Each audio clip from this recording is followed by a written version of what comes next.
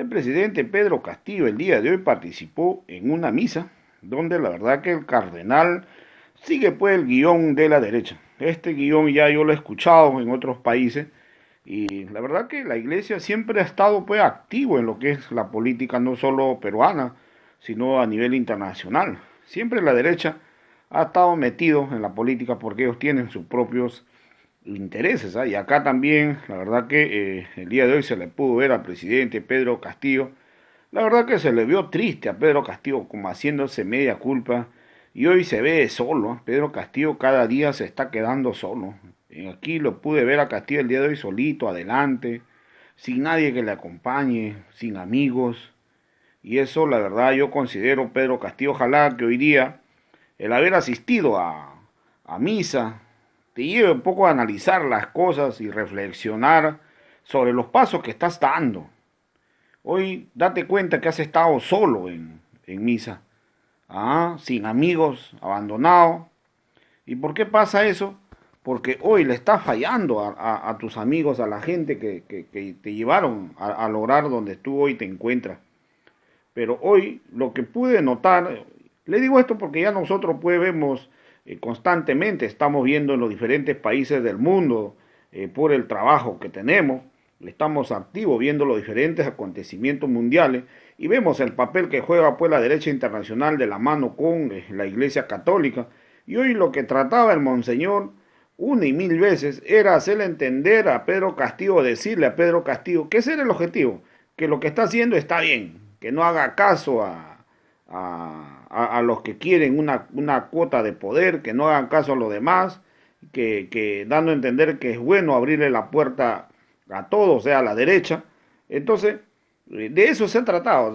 La iglesia ha tratado el día de hoy como de lugar de decirle, Pedro, está bien y no hagas caso a los demás que quieren que le des poder, ¿no? Con, un poco utilizando la parábola a su manera. Entonces, la verdad que esto tiene un trasfondo político, ha sido prácticamente más una misa política y así es. Lamentablemente, hoy pues, ¿qué podemos esperar de la Iglesia Católica? Si han estado metidos pues en estos paraísos paper, eh, eh, se habla pues de millones de dólares que hayan tenido pues en estas cuentas irregulares con el fin de sacarle la vuelta pues a los fiscos, a los entonces, es lamentable, pero eso es lo que viene ocurriendo, eso es lo que viene ocurriendo. Entonces, vamos a ver pasajes, pues, cómo fue el día de hoy el presidente Pedro Castillo.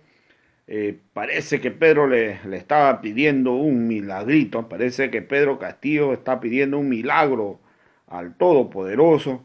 Ojalá, ojalá, Pedro, ojalá empieces a encaminarte en lo correcto porque hasta el día de hoy, Pedro, estás en nada todavía, por si acaso. Yo no veo alguna obra que hayas empezado. O sea, no sé, todavía no tengo reporte que estés haciendo algo, pero ya es hora que empieces a hacer algo, Pedro Castillo. Ya la campaña se acabó. Ya eres presidente y tienes que empezar a ejecutar las obras. ¿Ah? Entonces tienes que empezar a trabajar, Pedro Castillo. Ya olvídate de estar paseando, de ir a prometer a un lugar, a otro lugar. Tú estás para empezar a ejecutar obras y el pueblo, el país, quiere proyectos que puedan reactivar la economía. Y yo no veo un solo proyecto para reactivar la economía. ¿Ah?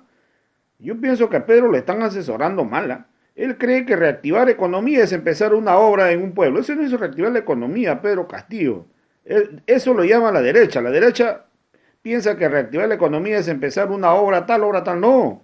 Empieza a crear empresas para generar trabajo.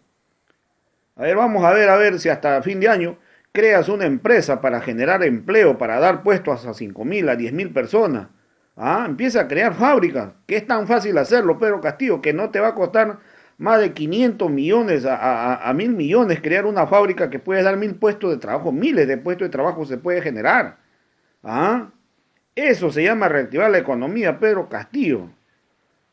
Entonces ojalá el presidente se ponga a trabajar de una vez por todas, porque hoy vamos a estar ya fiscalizando, pero es bueno que Pedro Castillo el día de hoy haya acudido a misa, no tanto para escucharlo pues a estos curas de la derecha, sino para que él se reencuentre con Dios y que realmente enmiende sus errores y piense en la gente más humilde que le llevó al poder y se ponga a trabajar de una vez por todas. Hermana superiora de la congregación carmelita de este monasterio, miembros todos de la hermandad, hermanos y hermanas. Este año del bicentenario de nuestra independencia celebramos el mes morado y allí el día de oración por nuestra patria. Esta vez bajo el lema Hagamos grande nuestro Perú. Pedimos a nuestro Señor de los Milagros nos inspire para que la grandeza de nuestra patria consista sobre todo en el don preciado de un corazón grande para amar. Que se suscite en cada peruano y peruana y en todos nosotros como pueblo verdaderamente libre, es decir, libre para amar y servir al bien común, en especial al bien de los más débiles y marginados. Pidámosle nos dé aquel corazón misericordioso que Jesús, desde la cruz, aceptó la muerte y no se quedó allí, como dijo nuestro Papa Francisco en el mensaje del año pasado, por la fuerza de los clavos, sino por su infinita misericordia, alejando de nosotros la imagen de un Dios que amenaza y más bien inauguró en la humanidad la era del Dios Padre, dador de amor gratuito, por medio de su Hijo que entregó el Espíritu, gracias al cual comenzó hace más de 20 siglos la regeneración de la humanidad como hija y para hacerse hermana por la fuerza de la fe. Cuando murió Jesús en la cruz, la vida de Israel no era fácil, como no lo es nuestra vida de hoy. Tampoco hoy como ayer, en Jesús no tenemos un sacerdote incapaz de padecerse de nuestras debilidades, sino que ha sido probado en todo como nosotros, excepto en el pecado. Su contribución más grande, lejos del sacerdocio de la antigua alianza, fue la de ser plenamente sacerdote laico. Laico viene de la palabra laos, que significa pueblo, es decir, donante en sacrificio de su vida por compasión y sensibilidad ante el sufrimiento ajeno de su pueblo. No tiene pecado Jesús, pero eso no lo hace sentirse ni creerse superior,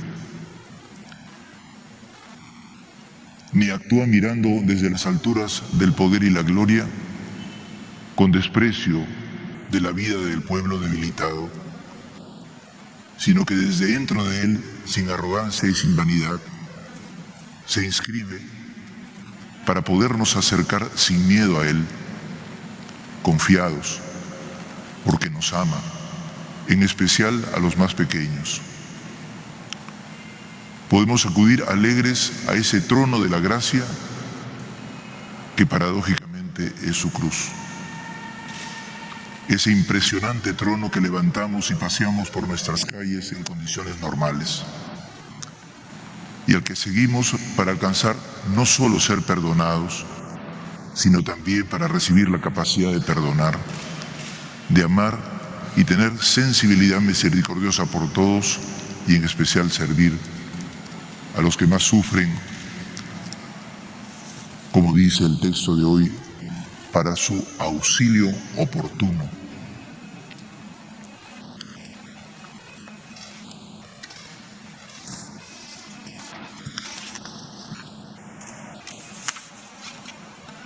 Nuestra humanidad peruana está fuertemente golpeada. Las tensiones de una época de crisis global que exacerba los ánimos y nos impulsan a creer machaconamente en nuestras ideas prefabricadas, en nuestros ínfimos y diminutos intereses de grupo, en nuestros mezquinos prejuicios y costumbres, proyectos, planes, ambiciones y estrategias que nos hacen creernos posesores de la verdad, de la ilusión, de la luz, de la salvación y lo peor, nos impulsan a imponernos con artimañas, manipulaciones, intrigas, maquinaciones, mentiras, agresiones e incluso armas. Contrastan con el amor del Señor. En el Evangelio de hoy, los mismos discípulos de Jesús se pelean por colocarse primeros en el poder y se lo piden nada menos que al servidor de la humanidad. Pero, como dice Jesús, no saben lo que piden. No es cualquier petición, no es la petición propia de momentos normales en que reclamamos el derecho natural de ser reconocidos como personas dignas. Los hijos de Zebedeo hacen una petición ambiciosa y desesperada en medio de una típica situación dramática, humana y social, para Jesús y para su pueblo. Los poderosos tramaban la muerte de Jesús y el fin de un camino esperanzador. Las situaciones de crisis desesperan a las personas y desbocan las falsas o locas ilusiones. Y en estas situaciones surgen deseos desmedidos. Dicen los discípulos: queremos que nos concedas cualquier cosa que te pidamos. Jesús escucha lo que dicen y se pone a su disposición, se abre a comprender la demanda. Cuando Jesús va a entender que sus propios discípulos han sustituido la belleza de la cercanía del reino, del amor, por la ambición del poder político, y por eso que desean sin medida ser príncipes y piden sentarse junto al rey, uno a la derecha y uno a la izquierda. Cuando Jesús comprende, lo hace porque sabe que en crisis dramáticas, curiosamente, nos emborracha no el deseo de dignidad para todos, sino el deseo de poder desmedido, absoluto y marginalizador. Nos creemos dioses. Y somos capaces de anteponer mi plan, mi ambición, mi primer lugar, mi programa, mi ideología, mi grupo, mi costumbre, mi prejuicio, mi carácter, mi odio, mi deseo, en lugar del bien de todos. Y sobre todo, del bien de los más humillados. Las situaciones dramáticas nos hacen perder la cabeza, porque hemos perdido el sentido, el corazón, y por ello también las razones del corazón. Hemos perdido lo elemental, la sabiduría que pedía Salomón a Dios, y que estamos llamados a pedir también todos. Un corazón atento para realizar la justicia en tu pueblo, para discernir entre el bien y el mal. Los discípulos no pedían ese corazón inteligente, pedían con desesperación el poder por el poder. No saben lo que piden. En primer lugar, para mí, no saben lo que piden.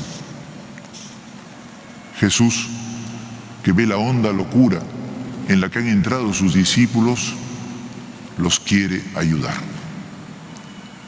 Quiere llevarlos al fondo del drama de lo que está ocurriendo, para que recapaciten, para que bajen a la realidad. ¿Podrán beber el cáliz que me están preparando mis enemigos y el bautismo de sangre que se me viene? Los vuelve a meter en el drama para que pisen tierra. El principio de realidad de lo que realmente acontece dramáticamente que tanto ama el Papa Francisco, el principio realidad.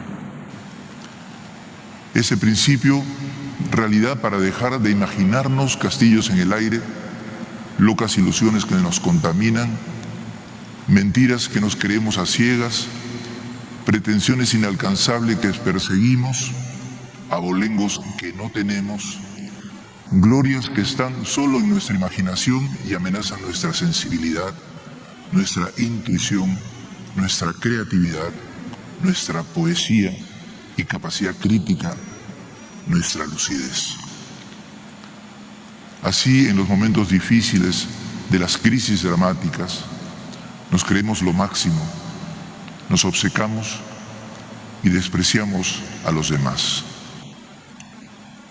Pero Jesús nos baja de las nubes. No saben lo que piden. Han perdido el norte. Ya en la realidad, caídos de su nube, Santiago y Juan confiesan su voluntad de seguirlo. Responden, podemos beber el cáliz, podemos bautizarnos con tu bautismo. Pedro también le decía, te seguiré hasta la cárcel y la muerte. Ponen toda su confianza en sí mismos. Esto es solo una promesa sincera y una ilusión también, que a la larga se cumplió porque todos murieron mártires, gracias a Dios, pero que en lo inmediato no se dio porque abandonaron al Señor que decían seguir. Jesús es respetuoso de la intención sincera que le declaran y no se las recrimina. Aquí solamente Jesús les advierte, en una previsión honda que seguramente era verdad que lo acompañarían tarde o temprano en el sufrimiento solidario. Pero Jesús desactiva lo más importante, la loca ambición del poder por el poder, sin sentido y lleno de ceguera. Les dice, el lugar en que piden sentarse ya está reservado. Llegaron tarde. Y además, a mí no me toca concederlo. No está en mis manos. Mala suerte. Esta ironía de Jesús nos recuerda cómo la alegría permite abrir un nuevo camino. El Señor bromea con ellos para ir al fondo. Y Jesús desmonta nuestro afán desesperado porque quiere educar a sus discípulos y educarnos a todos y a todas, y más a su iglesia. Quiere que no perdamos el sentido de la realidad y nos dirijamos a donde es adecuado y justo ir, no a donde nuestras desesperadas ilusiones nos llevan, es decir, a la locura, al caos. La cosa es seria porque los otros 10 discípulos están en la misma loca ilusión. Estaban indignados contra Santiago y Juan, típica disputa de poder.